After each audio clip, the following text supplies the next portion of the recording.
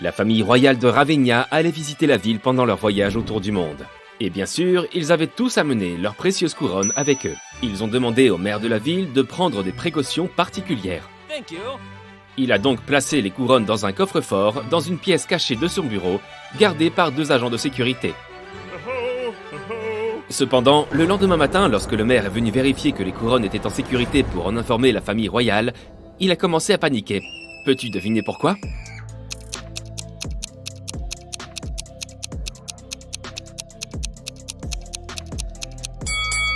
C'est parce que les couronnes dans le coffre ne sont pas les vraies. La première couronne a une étiquette de prix dessus.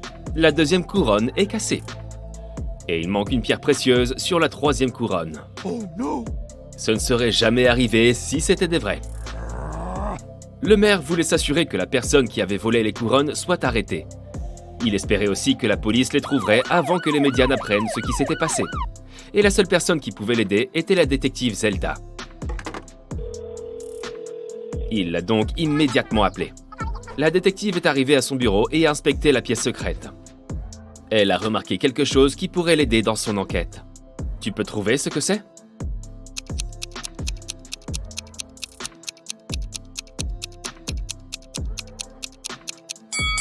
Il y a un morceau de papier sous une des fausses couronnes. Le voleur a laissé une note. La détective Zelda l'a lue. Monsieur le maire, vous me décevez beaucoup. Cet accident a prouvé à quel point vous êtes inapte à assurer le confort et la sécurité de vos invités, ainsi que de vos citoyens. Je crois que je pourrais être persuadé de restituer les couronnes si vous me payez une grosse, très grosse somme d'argent. Notez mes mots et comptez bien sur ce que dit ma lettre à ce sujet. Voici mes coordonnées. 21.1, 3.2, 21.4, 6.2, et 11.3, 4.3, 16.3, 4.4, 9.8. Bien à vous, l'homme aux énigmes. Que peux-tu faire de ces chiffres ?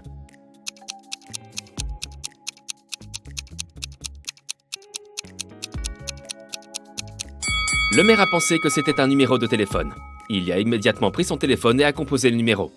Mais comme le soupçonnait la détective, personne n'a répondu. Dans l'une des premières phrases de sa lettre, l'homme aux énigmes a souligné notes, mots, comptes et lettres.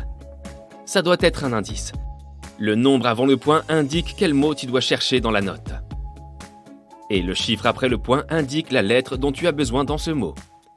Par exemple, 21.1 signifie que tu dois trouver le 21e mot qui est confort. La lettre dont tu as besoin est la première, qui est C. Si tu fais ça pour chaque numéro, tu obtiendras Café West.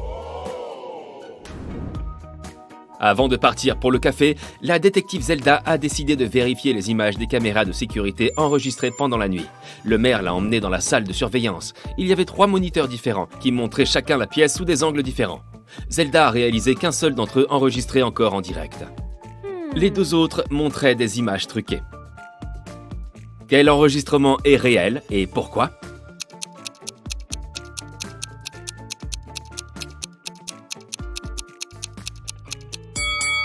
Tu te souviens à quoi ressemblait la pièce quand la détective était en train de l'inspecter ? L'horloge n'était certainement pas sur ce mur. Elle était sur le mur opposé. Donc la séquence sur le premier moniteur est fausse. Les images sur le deuxième moniteur ne sont pas réelles non plus. Si tu regardes de plus près, tu verras un papillon de nuit voler dans la pièce. Mais il répète le même mouvement encore et encore. C'est une fausse vidéo mal montée. Donc les images du troisième moniteur sont les vraies. Oh yes! La détective Zelda a rembobiné la vidéo et a trouvé le moment où l'homme mystérieux s'est introduit dans la pièce. Il avait le visage couvert. Il était donc impossible de savoir à quoi il ressemblait. Néanmoins, la détective a réussi à remarquer quelque chose qui pourrait l'aider à trouver le criminel. Tu peux dire ce que c'est ?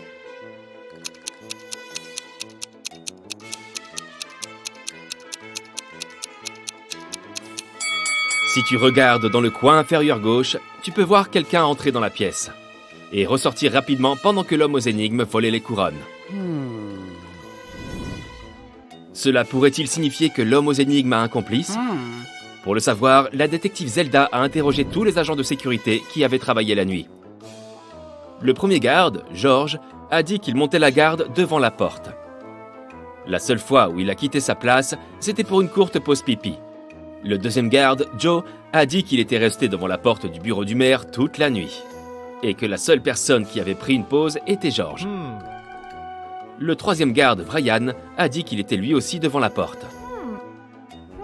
La détective savait qu'un seul d'entre eux disait la vérité et que les deux autres mentaient. Qui est le menteur ?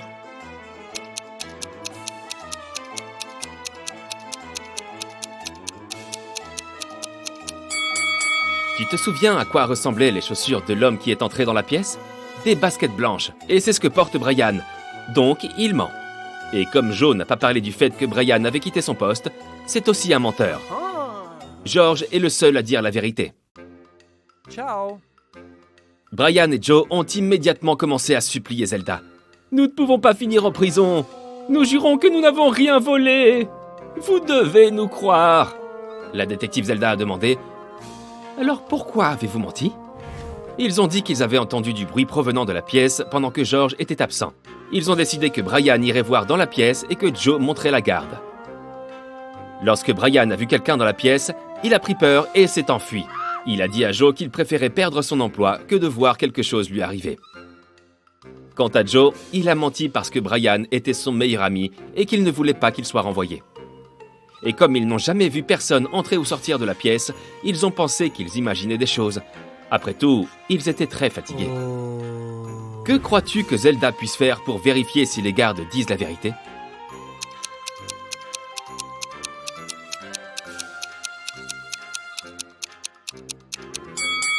Elle peut vérifier les images de surveillance de la rue à l'extérieur du bâtiment pour confirmer que personne n'est entré ou sorti. Quand Zelda a constaté que personne n'avait traversé la rue, elle a conclu que Brian et Joe disaient la vérité. La détective a décidé de vérifier la pièce secrète une fois de plus pour comprendre comment l'homme aux énigmes était rentré à l'intérieur. Un peu plus tard, elle a réussi à repérer une autre porte cachée. Peux-tu la voir aussi ?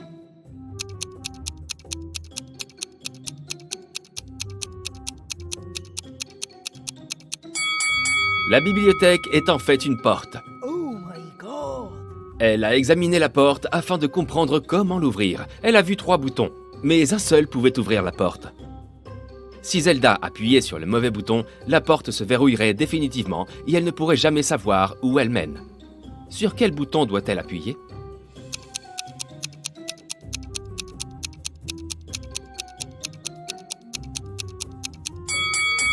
Regarde les livres à côté des boutons. L'un des titres n'a aucun sens, alors que les autres sont logiques. Ce doit être un anagramme, un mot ou une phrase, formé en réarrangeant les lettres dans le bon ordre. Si tu réorganises les lettres du titre, tu obtiendras le 2e bouton. Zelda a appuyé dessus, et la porte de la bibliothèque s'est ouverte. Elle a aperçu un couloir étroit avec des escaliers qui descendaient. Elle a fait un pas, et la porte s'est refermée dans son dos.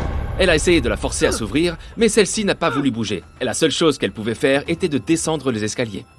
Elle s'est retrouvée dans une fosse souterraine. À l'intérieur, il n'y avait rien d'autre qu'une pelle et un panneau qui lui indiquaient ce qu'il y avait autour de la fosse. Dans le tunnel de gauche, il y avait des serpents venimeux. Le tunnel de droite était rempli de gaz toxiques. Et dans la cavité juste au-dessus de sa tête, il y avait un chien en colère avec des dents pointues. Que doit-elle faire ?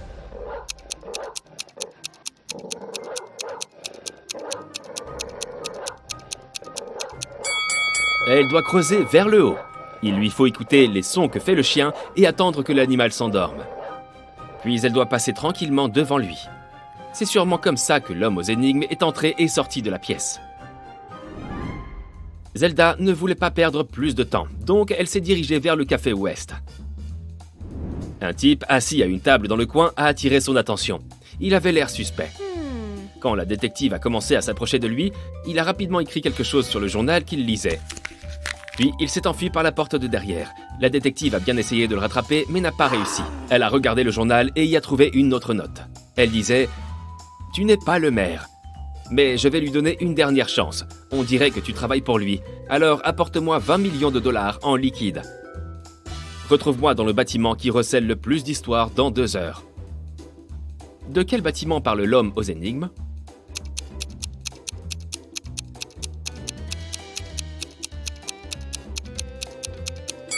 La bibliothèque. Bien sûr, Zelda n'allait pas lui donner un rond. Elle a pris une mallette vide pour lui faire croire qu'elle ne venait pas sans argent, afin qu'il ne s'enfuit pas. Elle est allée à la bibliothèque. Quand elle est entrée, elle a vu l'homme aux énigmes qui portait les mêmes lunettes de soleil et le même manteau. Il attendait dans la section livres d'énigmes et de casse-tête. Puis, soudain, quelqu'un a accidentellement poussé la femme. Elle a laissé tomber sa mallette, elle est tombée au sol et s'est ouverte. L'homme aux énigmes a vu qu'elle était vide et a compris que ce n'était qu'un plan pour l'attraper. Il s'est immédiatement enfui. Mais il a laissé tomber quelque chose en s'échappant. C'était un livre de bibliothèque, et il y avait une carte de bibliothèque à l'intérieur. Il s'y trouvait 3 adresses différentes de 3 personnes différentes, qui avaient toutes emprunté le livre auparavant. Zelda a immédiatement compris quelle était l'adresse de l'homme aux énigmes. Comment a-t-elle compris ?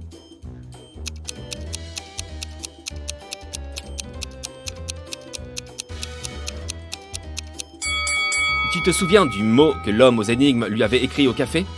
La première adresse est écrite par la même personne. La détective Zelda et 2 officiers de police ont fait irruption dans l'appartement de l'homme aux énigmes.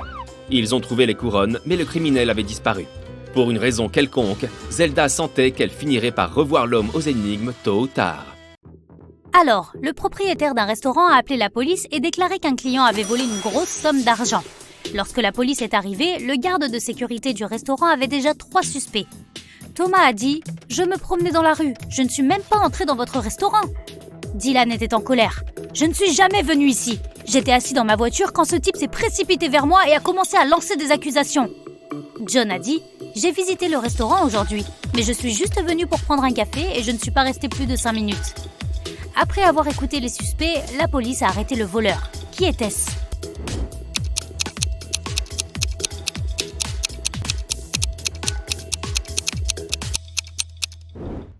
C'était Dylan. Sa voiture était garée à l'endroit réservé aux clients réguliers, mais il a affirmé qu'il n'était jamais venu dans le restaurant auparavant. Harrison rentrait chez lui à pied quand quelqu'un lui a mis un sac sur la tête et l'a assommé. Lorsqu'il est revenu à lui, il s'est retrouvé dans une pièce avec 4 portes et une petite fenêtre. Harrison a ouvert la fenêtre, mais elle était trop petite pour qu'il puisse s'y glisser. Soudain, il a vu un morceau de papier qui gisait sur le sol. C'était une note qui disait « Une seule porte mène à l'extérieur. Les 3 autres ne mènent nulle part. Tu peux essayer d'ouvrir une seule porte et une seule fois. Si tu ne réussis pas, elles seront toutes verrouillées pour toujours. » Harrison a réfléchi un moment et a fait le bon choix. Comment a-t-il compris ?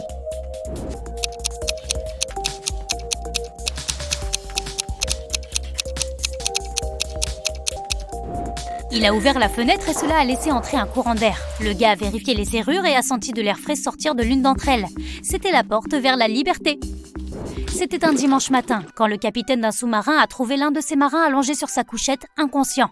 Quelqu'un l'avait frappé à la tête. Il ne pouvait s'agir que d'un autre membre de l'équipage. Le capitaine avait 3 suspects, Matteo, David et Owen. Il les a interrogés et voici ce qu'ils ont dit. Matteo, je n'ai pas pu le faire, je vérifiais l'équipement dans le compartiment des machines. David, quand c'est arrivé, je faisais la vaisselle qui restait du dîner. Owen, je n'ai pas pu le faire, à ce moment j'étais occupé à poster une nouvelle vidéo sur TikTok. Qui mentait ?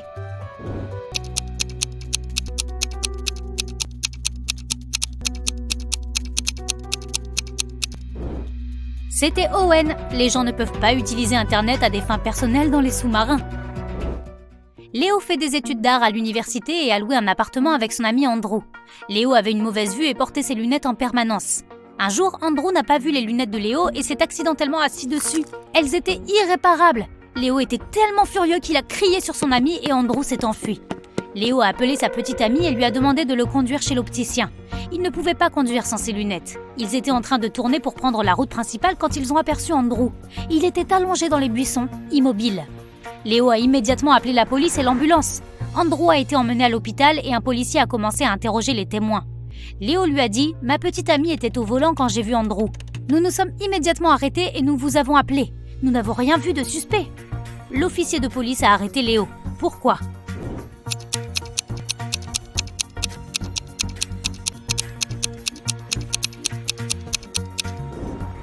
Avec une si mauvaise vue et sans lunettes, comment a-t-il pu voir Andrew couché dans les buissons ?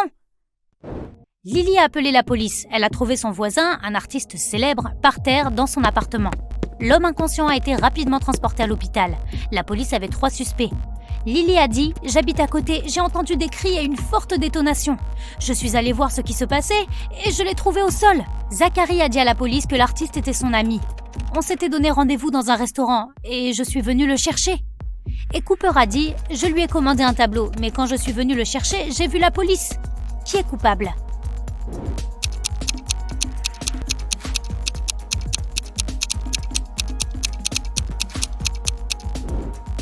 C'est Zachary. S'ils s'étaient mis d'accord pour se rencontrer au restaurant, pourquoi était-il venu à l'appartement de l'artiste ? Tu te réveilles enfermé dans une pièce sans fenêtre et avec une seule porte automatique.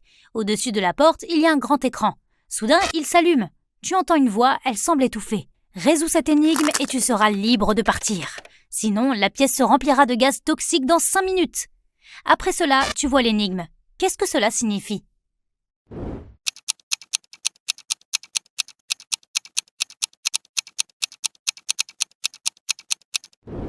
Avec un peu de chance, tu réalises juste à temps que cela signifie être au sommet de son art. Regarde ces miroirs et dis-moi lequel est magique.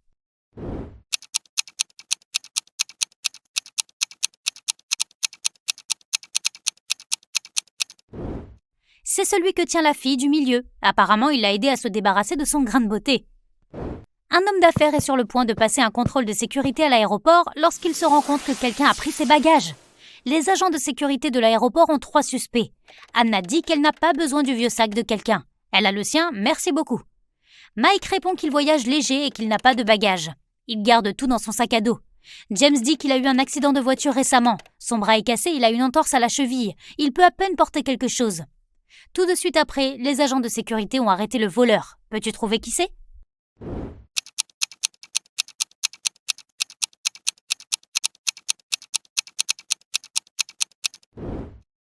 C'est Anna. Personne ne lui a dit que le sac était vieux. C'est le moment de résoudre d'autres énigmes, mais pour les parents cette fois. Il y a 3 catégories de questions. Facile, qui donne chacune un point, moyenne, pour 2 points, et difficile pour 3 points. Commençons par les faciles. N'oublie pas que chaque bonne réponse te donne un point. Jason et Steven sont seuls à la maison avec leurs enfants. Jason téléphone à sa mère et Steven regarde un match à la télévision. Lequel fait preuve de négligence ?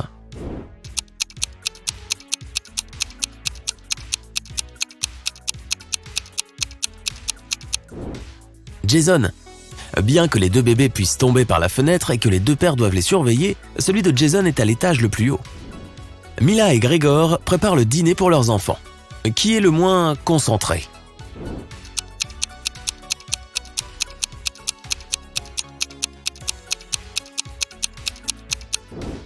Mila. Elle a accidentellement mélangé les assiettes. Elle a donné au chien la nourriture de sa fille et elle s'apprête à donner à cette dernière de la nourriture pour chien.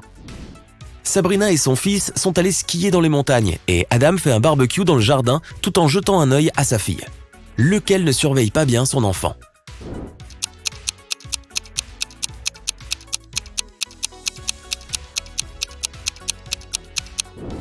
Sabrina.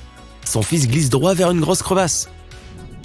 Rebecca et Nathalie ont emmené leurs enfants au lac. Les 2 garçons sont sur le point de sauter de la falaise. Mais lequel est en danger ?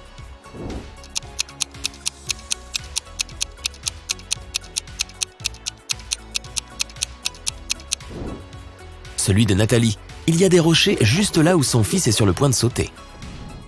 Megan et Rachel rangeaient les chambres de leurs enfants. Rachel est tombée sur le téléphone de son fils et a décidé d'y jeter un œil. Rachel a trouvé le journal intime de sa fille. Laquelle va avoir des problèmes ?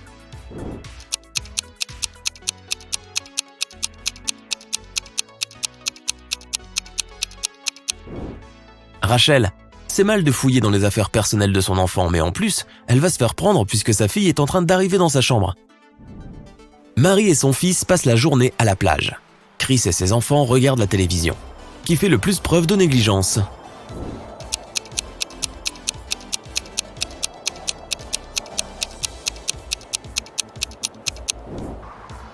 Marie. Il est dangereux de se baigner pendant un orage. Maintenant, passons à des questions un peu plus difficiles. Chaque bonne réponse vaut 2 points. Meredith apprend à sa fille à se maquiller. Beverly apprend à la sienne à se coiffer. Laquelle des 2 fait un truc mal ?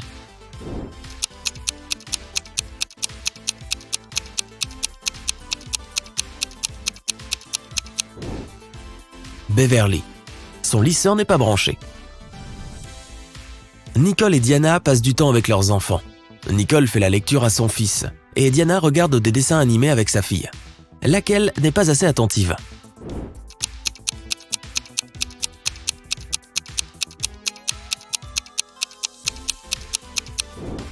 Nicole, elle a oublié son poulet dans le four et il est brûlé. Les fils de Bradley et Ryan sont accusés d'avoir peint un visage sur la clôture d'un voisin. Tous deux nient l'avoir fait et chaque père croit son fils. Mais lequel se trompe ?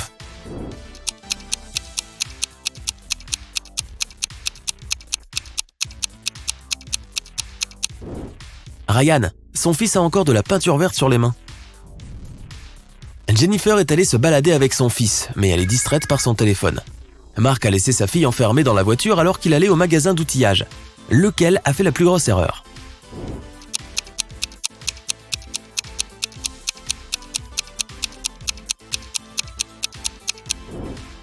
Mark, c'est dangereux de laisser une personne ou un animal enfermé dans une voiture, surtout quand il fait chaud, car la température monte vite dedans et on peut s'y étouffer.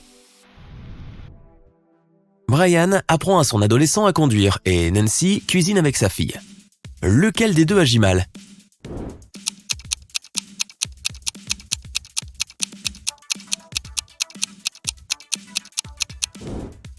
Brian. La fille de Nancy semble être assez âgée pour couper une pomme, surtout sous surveillance, mais Brian ne peut pas contrôler ce que fait son fils au volant. Martha et son fils sont allés dans la jungle, et elle en profite pour faire des selfies. Peter a emmené son fils camper et il monte la tente pendant que son fils essaie d'allumer un feu. Lequel manque le plus de jugement ?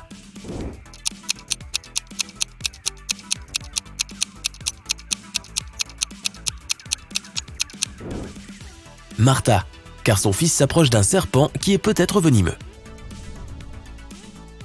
Melissa et Stéphanie font des tâches ménagères. Melissa fait la lessive et Stéphanie fait la vaisselle. Laquelle devrait le plus ouvrir les yeux ?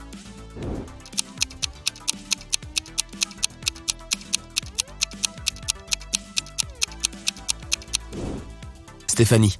Sa fille a mis son téléphone portable dans le lave-vaisselle. Les fils de Tiffany et Michael rentrent chez eux après avoir passé la soirée à réviser chez un ami. Aucun des parents ne s'en rend compte, mais l'un des enfants n'a pas beaucoup étudié. Lequel n'a pas bien observé son fils ?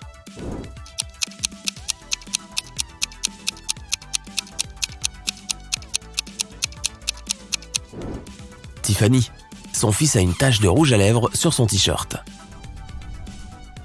Jack et Viviane ont emmené leurs enfants à l'école. Ensuite, Jack part au travail à pied et Viviane va faire les magasins avec sa voiture. Lequel a oublié quelque chose ?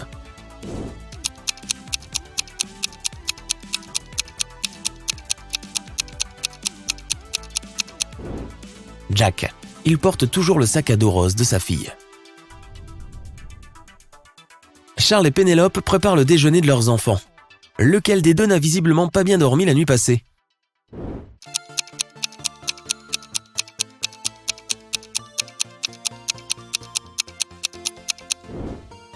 Pénélope. Elle a mis dans le plat une pomme de terre crue, même pas épluchée. Sandra fait du jardinage avec sa fille. Georges regarde son fils nager à la piscine. Lequel est le plus négligent ?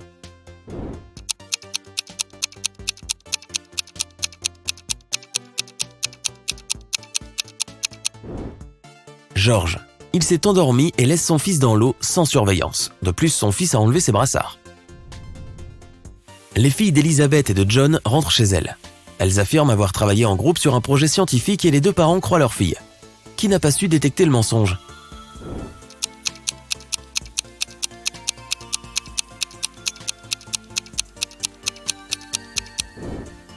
John. Si sa fille porte un pull par cette chaude journée, c'est qu'elle doit cacher quelque chose. Jessica et Aaron ont préparé le dîner pour leur famille. Jessica a préparé une soupe thaïlandaise et Aaron une purée de pommes de terre. Lequel des deux est un mauvais cuisinier ?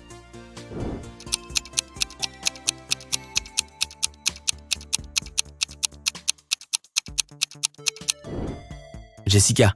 Sa fille a jeté sa soupe dans le pot de fleurs. Travis a empêché sa fille d'aller à l'anniversaire de son ami et lui a demandé de faire ses devoirs. Le fils de Christina a aussi dû rester dans sa chambre au lieu d'aller au cinéma. Lorsque les adolescents descendent dîner à 19h, lequel des deux parents n'a pas remarqué qu'on lui a menti ?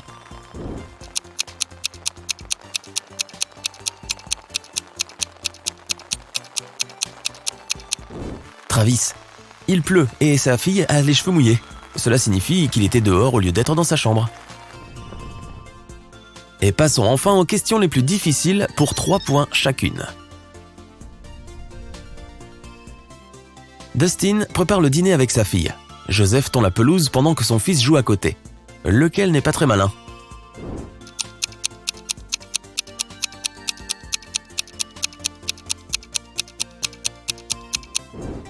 Joseph, les tondeuses à gazon sont des machines dangereuses et il ne faut jamais les utiliser à proximité d'un enfant.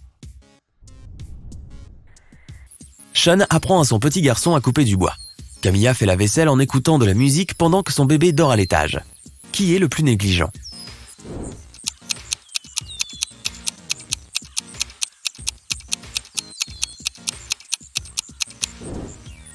Camilla. À cause de ses écouteurs, elle n'entendra pas si son enfant se réveille et pleure. Brandon et Daniel regardent leurs enfants jouer dans le jardin. Qui n'est pas assez observateur?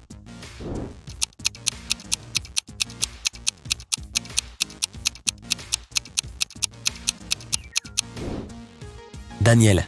Son fils joue au soleil sans chapeau et il risque d'attraper une insolation. Pamela se prépare pour la rencontre avec le professeur de son fils à midi. William conduit son fils à une fête d'anniversaire. Lequel est le moins attentif?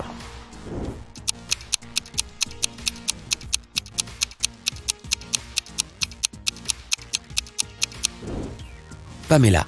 Elle a dû confondre l'heure. Sa réunion était à midi et il est déjà 13h30. Thomas lit le journal tout en surveillant son fils. Molly parle au téléphone pendant que le dîner cuit dans le four. Lequel est le plus tête en l'air?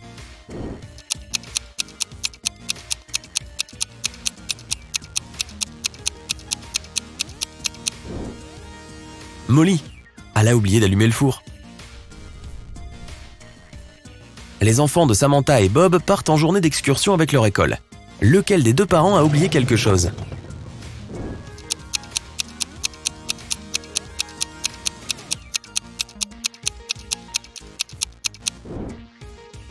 Bob.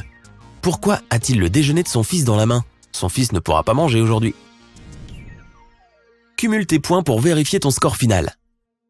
Si tu as 25 points ou moins, ton score est inférieur à la moyenne, mais ne t'inquiète pas, regarde nos autres vidéos d'énigmes pour t'entraîner. Si tu as entre 26 et 45 points, tu es pile dans la moyenne, continue comme ça. Si tu as entre 46 et 60 points, tu as un résultat supérieur à la moyenne, ce qui veut dire que tu maîtrises bien les énigmes.